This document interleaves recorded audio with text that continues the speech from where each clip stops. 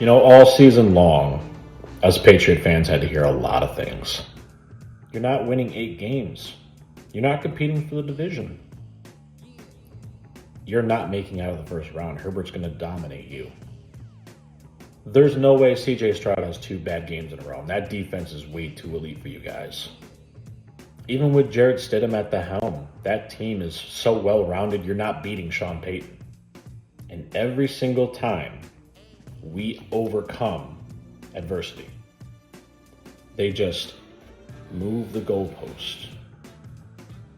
This may not have been the Super Bowl that everybody wanted to watch. They didn't think this matchup would exist. But it's a Super Bowl well earned by both teams. What's up, everybody? It's your host once again, as always. Today I'm going to break down the AFC Championship, the NFC Championship a little bit, because, well, I am a Pats fan. I'm mostly going to talk about Patriots football, not as much about the other teams. At least not during the season. And then I'm going to talk about the Super Bowl, and then I'm going to talk about my prediction. Very briefly. So let's go over who punched their tickets to Super Bowl 60 at Levi Stadium, and who's punching their tickets to go to Cancun. So first we're going to talk about the AFC Championship between the Patriots and the Broncos. The final score did not determine that game. It doesn't explain it. It's the outcome that explains it. This wasn't a back and forth between offenses. This was a defensive juggernaut game. Now, the Patriots won this game by situational football. They completed their third downs more times than not. They made sure to handle the clock. The defense 100% showed up. They did allow one big play, but outside that big play, what Denver did was not enough. The Patriots defense stayed disciplined and stuck to the plan. Adjustments on the fly if needed, which definitely happened when it came time to watching the snow tundra come down. And I mean, Denver wanted to chunk plays after not going for the field goal earlier in the game when they should have, which is where coaching matters. And personally, for me, earlier in the game, if you have opportunity to get points, even if it's just a field goal, you take it. Now, the reason the Broncos couldn't win the game was obviously inconsistent play by the quarterback. Pressure on the quarterback. When the Patriots would do something, they didn't really have a counterpunch. And not to mention, keeping their defense on the field got them tired. Now, sure, Drake May did not have the most beautiful game. But what he did do was end the game on the high note of running it off to the left side, getting the first down to secure the win. And that's what matters. You see, for me, your regular season is where I want to see all of your talents showcase. Come playoff time, if you can use those talents and win these games, great. But I value the win in the playoffs more than I value great quarterback play, especially for someone who's in his second year and it's his first playoff run. And you also got to think, not all the great quarterbacks had great playoff runs every single time. Not a Tom Brady comparison, but I'm just saying, Brady's first playoff run was not pretty. So you also have to remember, it's very likely Drake May could go off today, depending on how this game goes. And even then, this is his first playoff run. He's got a whole future ahead of him. It's his second year. There's going to be more. Now let's go into the NFC Championship game. This game is a divisional powerhouse between two teams that have already seen each other twice. A third meeting, it's going to be a battle. It was physical, emotional, fast-paced, and when it mattered most, Seattle took away the win. Now, Seattle made sure that they were able to get the pressure that they needed when need be.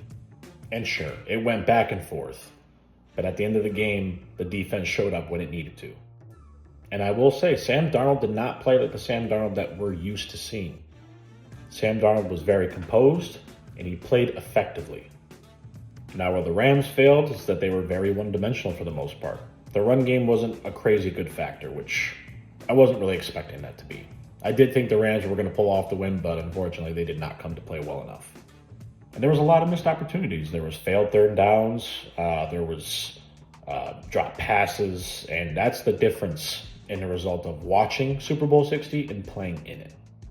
Now, don't get me wrong. I really wanted the Patriots and Rams to play again for the third time. And I think I'm confident in the turnout that I think would happen. But enough about that. Let's get to Super Bowl 60. So it's game day, right? It is Super Bowl Sunday, Patriots, Seahawks, Super Bowl 60. You know, as a fan,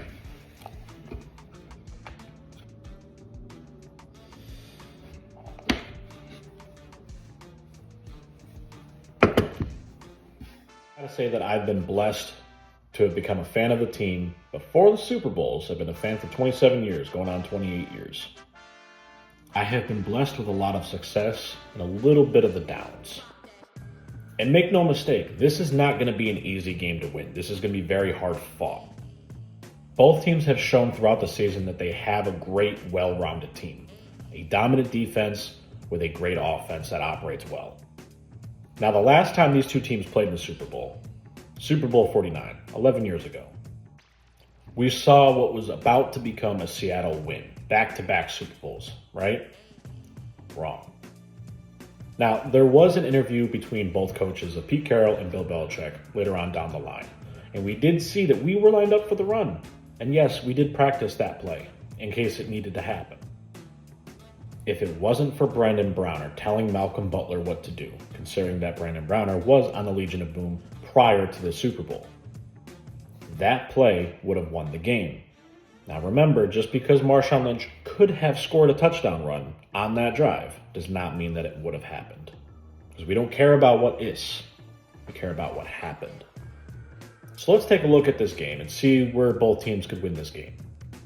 Now for the Patriots, it's winning the middle of the field. Drag routes, slants, quick reads. Make Seattle's DBs and linebackers adjust on the fly like that.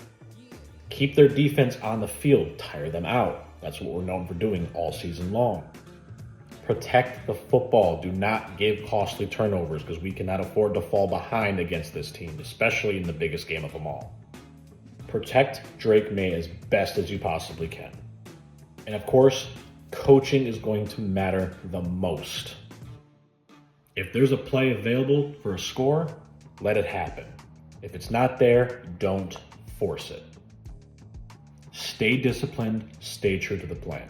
Make adjustments when needed, and execute properly. Now let's talk about how the Seahawks can win this game. They have to control the line of scrimmage. They have to get the run game going, which is not going to be easy considering both teams are great at both ways of the ball, whether it's passing or running. Now, if Seattle can win up front early, it could tilt this game. Not to mention explosive plays. If they can have one or two big plays early in the game, that could change the outcome of the entire game, especially if a big play happens later on in the game.